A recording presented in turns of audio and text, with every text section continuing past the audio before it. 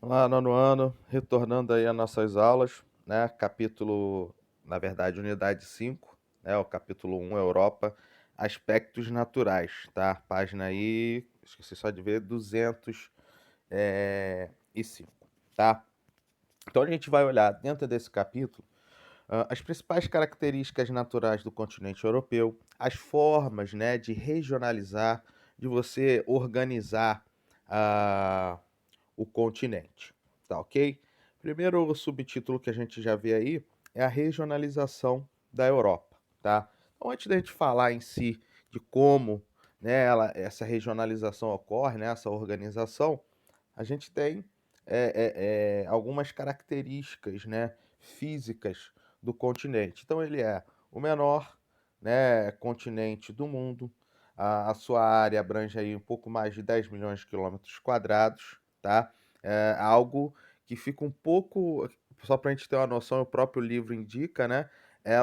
A Europa é um pouco maior do que o Brasil. Então dá para a gente ter uma noção do tamanho, né, do continente se comparado com os demais, tá? Apesar de ser o menor dos continentes, apresenta um número elevado de países, né? São mais de 49 países, com povos distintos, de diferentes etnias, né? Então vão apresentar língua, cultura, história, costumes diferenciados, tá?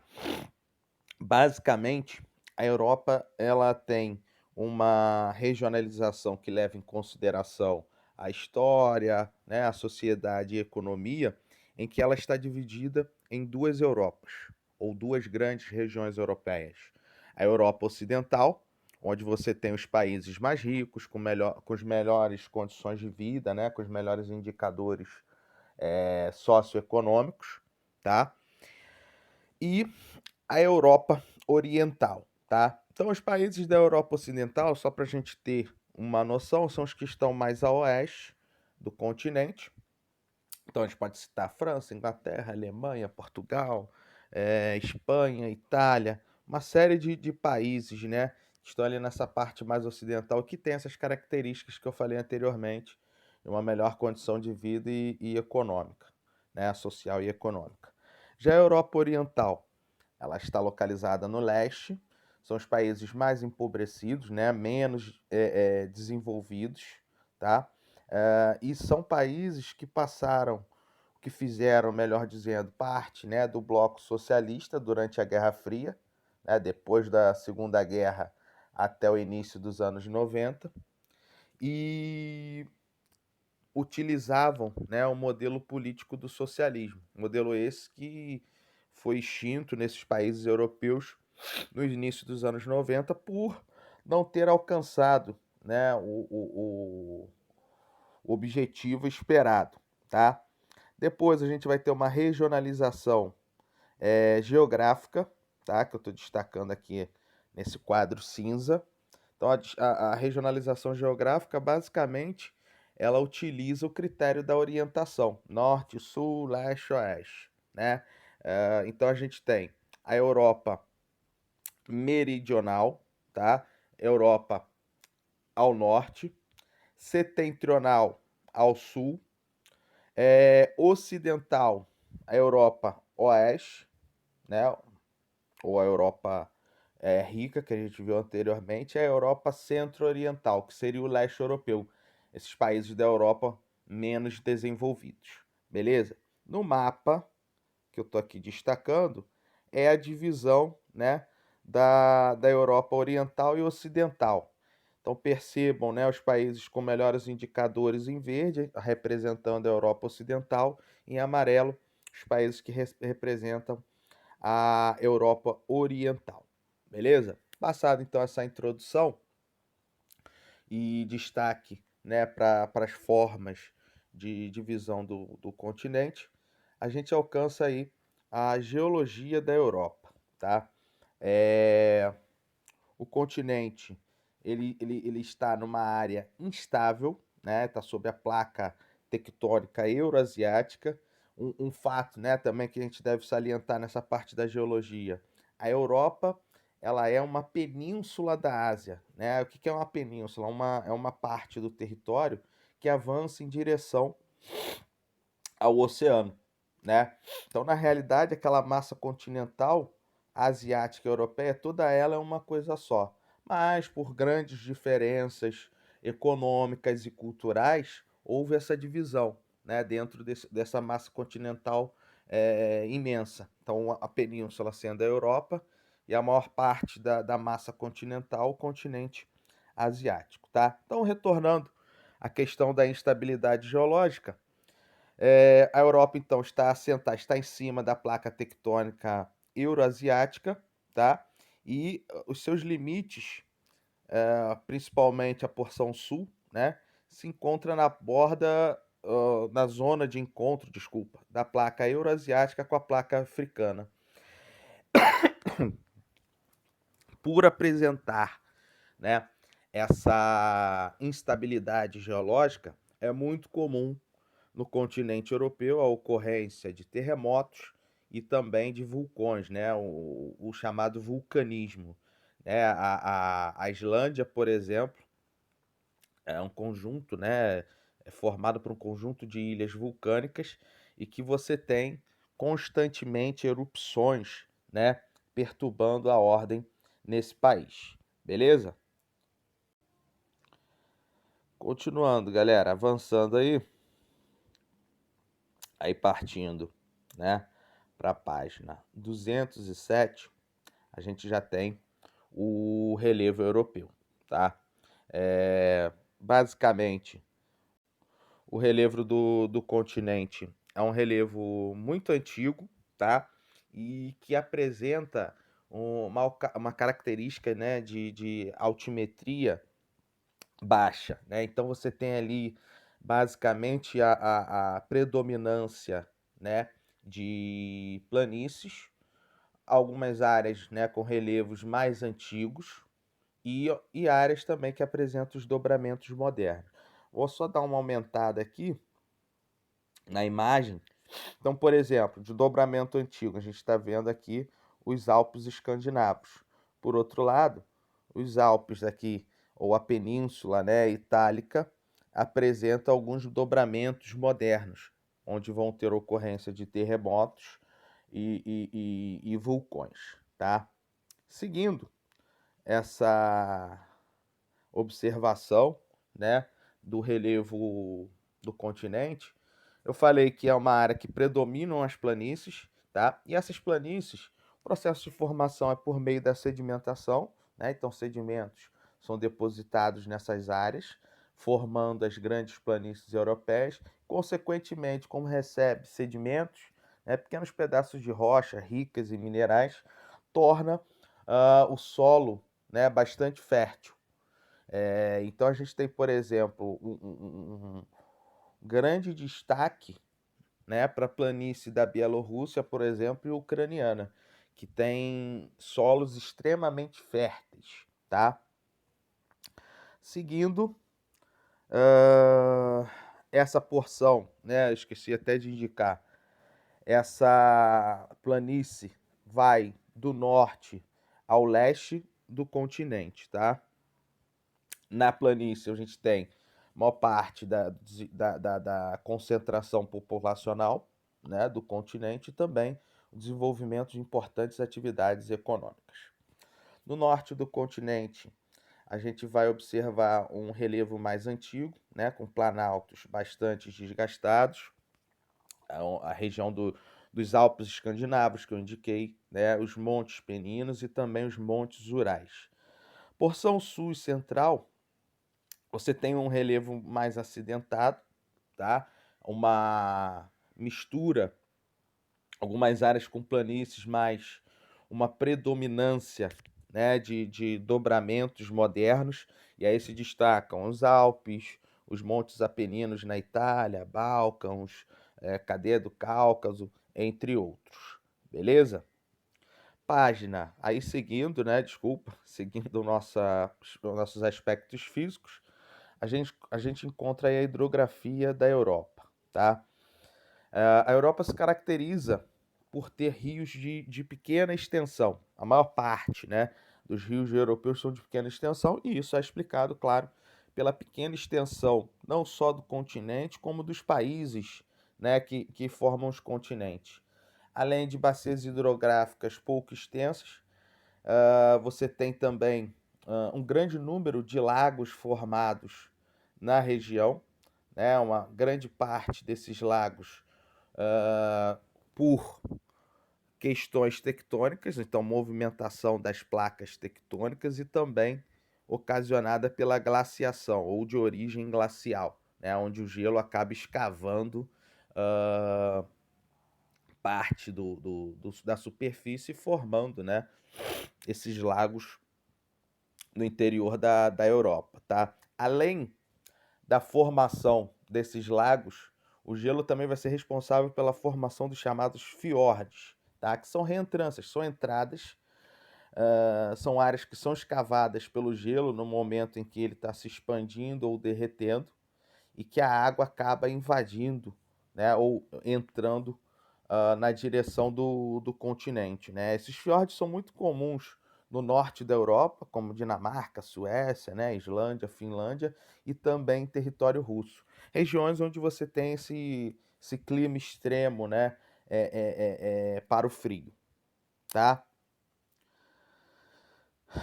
Seguindo aí, né, a questão da bacia hidrográfica, você tem a maior parte das nascentes, né, do território nascendo na porção centro-sul.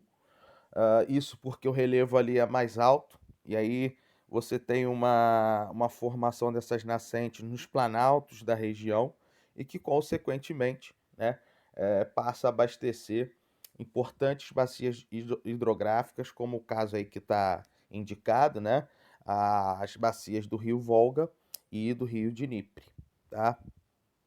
Dentre os rios mais extensos, a gente vai ter o rio Volga, Danúbio, Dnipro, Don e Pechora, tá? Ah, desses rios, né, que a gente citou, a única exceção é o Danúbio, né, que não faz parte da Rússia. Os demais, todos eles atravessam o território russo. Isso também tem uma explicação, né? Pela maior parte das nascentes está concentrada no centro-sul, onde se localiza a Rússia, né?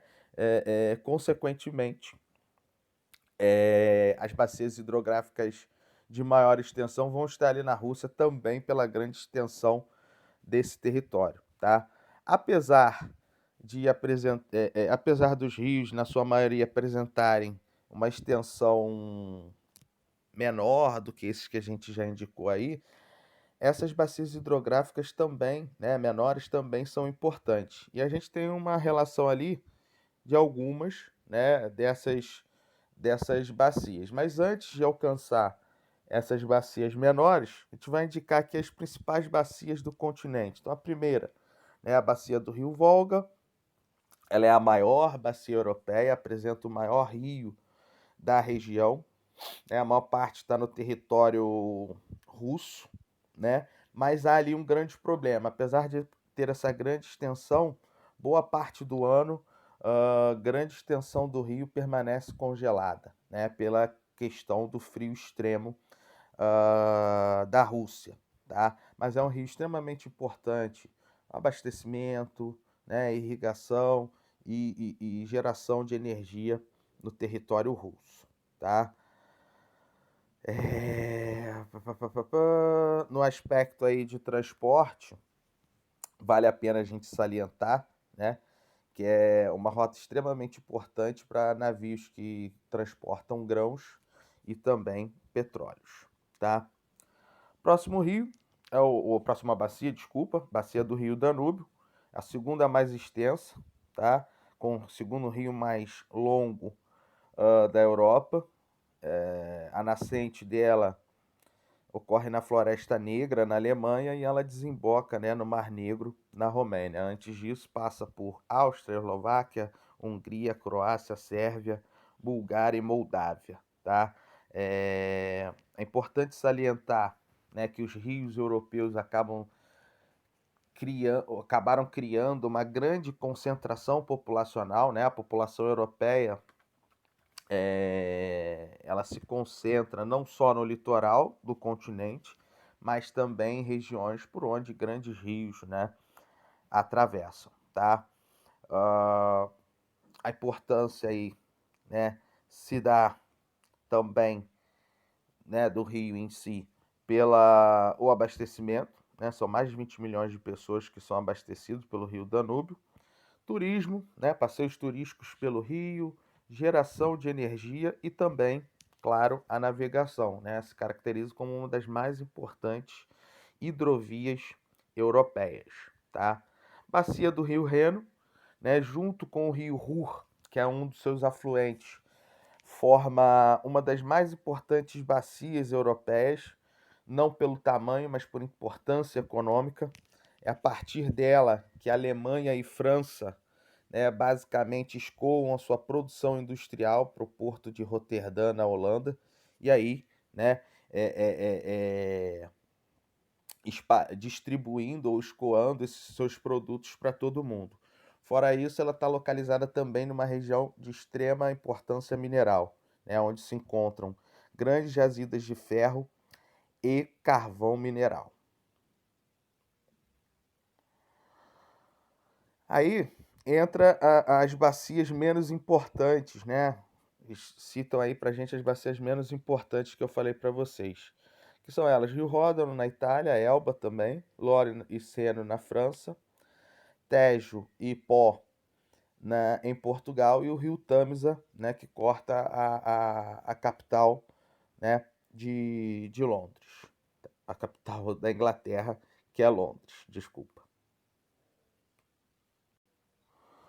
Aí seguindo aí, a gente tem na 211 o litoral, né, europeu, como eu falei, por ser uma península, né, o continente basicamente todo ele é circundado pelo oceano, por oceanos e mares, tá?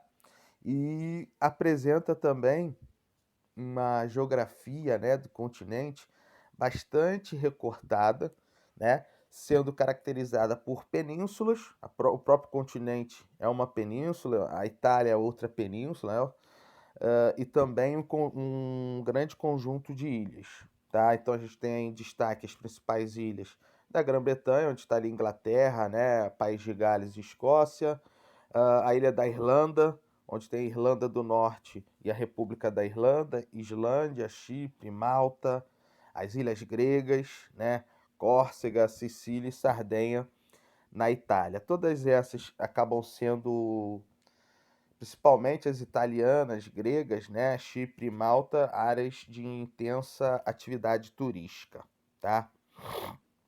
Seguindo, a gente tem algumas penínsulas. Península Ibérica, né, formada ali Portugal e Espanha, a Itália, a Península Itálica pela Itália, né? Aí você ainda tem a Balcânica, mais ali para o leste, né, onde nós temos Sérvia, Croácia, entre outros países. Península Peloponeso, mais para lado da Grécia, Jutlândia no norte da Europa, especificamente ali Europa, né, e Kola e Crimeia nas regiões do leste europeu, Rússia e Ucrânia, tá? Dentre os mares ou principais mares, temos o Mar do Norte, Mar da Noruega, Báltico, Mediterrâneo, Adriático, Mármara, Negro e Cáspio, tá? O, esses mares são importantes rotas, não só de transporte de mercadorias e pessoas, né? São considerados uma das rotas marítimas mais importantes, né, em todo o mundo. Por ser uma península, por ter países, né, que são formados por um conjunto, por arquipélagos, a civilização europeia sempre teve um histórico, né, de desbravar por meio de processos de grande navegação. Então, a navegação em si teve sempre muito ligada, né, ao continente europeu. E isso fez com que, ao longo do processo histórico, a Europa, os países europeus fossem responsáveis por uma série de processos, né, de ocupações e também conquistas, né, de territórios, tá? Como eu falei anteriormente, grande concentração populacional europeia está próximo dos rios e também das regiões litorâneas, né? Por quê? É nas regiões litorâneas que se concentram os principais portos, né? E dali a gente tinha no passado as importantes expedições para descobrir novas terras, né? Criar novos laços comerciais e atualmente, né, a principal via de escoamento da produção industrial da Europa, tá? Então, dentre as cidades mais importantes do seu litoral, compreendendo vários aspectos de interesse econômico, cultural, turístico, lazer, né? A gente tem Barcelona, Monte Carlo, né? Barcelona na Espanha, Monte Carlo em Mônaco, né? Fica dentro, é o Principado dentro da França. E um outro lugar que é bastante visitado é o Mediterrâneo, né? Então você vai ter praias espanholas, francesas, italianas, gregas e croatas com intenso fluxo, né, turístico pela grande, né, beleza natural que essas regiões apresentam, tá? Na 213, a gente tem aqui nesse infográfico que demonstra o clima do continente, tá? Então, nessa parte aqui mais a oeste, a gente vai ter o clima temperado oceânico, porque o clima temperado, né, que é o que predomina na região. A Europa está localizada entre o trópico e o círculo polar ártico, né, o trópico de Câncer e o círculo polar ártico, que é uma região de clima mais ameno. É claro que nas extremidades mais próximas ao clima círculo polar ártico, as temperaturas vão ser mais extremas. Mas nessa região que a gente vê aqui em amarelo, né, na região central, amarelo, verde, ou mesmo mais aqui embaixo, na região da Itália, né, aqui mais para o lado do Mediterrâneo também, você tem temperaturas mais amenas, né? Então são temperaturas que não vão ter nem um extremo para o calor, nem um extremo para o frio. Diferente na região norte da Europa. Aqui em cima, onde você tem em roxo ali o clima polar, em rosa, né, o clima frio, com médias de temperatura extremamente elevadas. Aqui em verde, na maior parte da Europa, predomina o clima temperado continental, onde todas as estações do ano são bem definidas, médias de temperatura próxima ali entre 23 e 25 graus, né? E apresenta uma característica um pouco mais seca se comparado com o temperado oceânico aqui mais a oeste, tá? Ao sul da Europa, o clima que vai predominar é o clima mediterrâneo, tá? Vejam aqui todo ele em laranja. Tem aqui esse extremo, de um extremo ao outro, mar Mediterrâneo, né, que influencia. E é um clima onde você vai ter verões secos e invernos chuvosos, tá? Passando do clima, a gente chega às paisagens naturais, tá? Também a Europa vai apresentar, por ter essa diversidade climática, consequentemente, vai ter também uma grande diversidade das suas vegetações, tá? A primeira delas aí é a floresta temperada, né, associada a dois tipos climáticos temperados, né, o temperado continental e o temperado oceânico, tá? Ela, num passado remoto, cobria quase que totalmente o continente, mas, claro, o processo de ocupação, você teve um forte desmatamento, né, desse tipo de floresta. E dentro do modelo temperado, você vai ter três tipos, né, de floresta temperada. Deixa eu só aumentar aqui para vocês. A primeira, floresta decídua ou caducifólia, que são as caducas, né? São florestas onde as árvores perdem as folhas em determinadas épocas do ano, principalmente, né, outono e inverno. Então você já vê aqui as plantas extremamente amarelas. Próximo processo aí é a queda das folhas, ficando só o galho e o caule das árvores, tá? Depois, a gente tem a floresta de coníferas, caracterizada pelas matas de pinheiro, né, lá igual o pinheiro de Natal. E tem também a floresta mista, onde a gente vai encontrar, né, não só as caducifólias, como também espécie de coníferas, como a gente vê aqui na imagem. Beleza? Diminuir. Seguindo aqui, a gente começa a ver a associação do clima, né, com essas espécies. Então, a gente tem as estepes e pradarias, que são grandes campos, vai estar associado com o clima temperado continental do continente, tá? Nele vão apresentar vegetações, né, rasteiras, as gramíneas e arbustos, e por se encontrarem nas planícies, apresenta também o solo extremamente fértil. Próxima vegetação, a floresta mediterrânea, né, localizada no litoral do Mar Mediterrâneo e também no Mar Negro. Tá? Você vai ter árvores aí de médio e grande porte e também arbustos nessa região. Pelas árvores de médio e grande porte terem uma importância econômica, como a oliveira, né, que vai dar o fruto, né, o fruto dela é a azeitona, e aí principalmente para fabricação de azeite, são florestas que foram extremamente desmatadas, desculpa, pela exploração econômica. Depois nós temos a tundra, tá? Uma formação vegetal de clima polar, então do extremo norte da Europa. A maior parte do ano a superfície fica recoberta de gelo, né? E quando chega ao verão e ocorre esse degelo, a gente vê essas espécies de gramíneas, né? Mas basicamente o que predomina são os musgos, né, e líquens.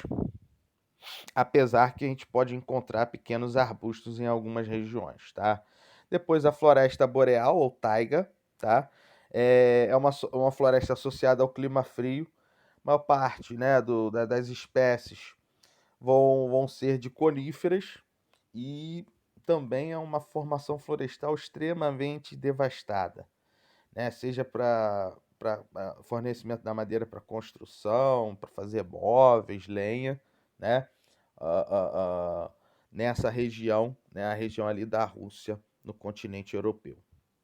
A vegetação de altitude, na realidade, né? A partir dos 3.000 metros, você não tem mais a ocorrência de vegetações, na realidade só, né? Uma área extremamente coberta de gelo. Beleza, galera? Então a gente fecha aqui.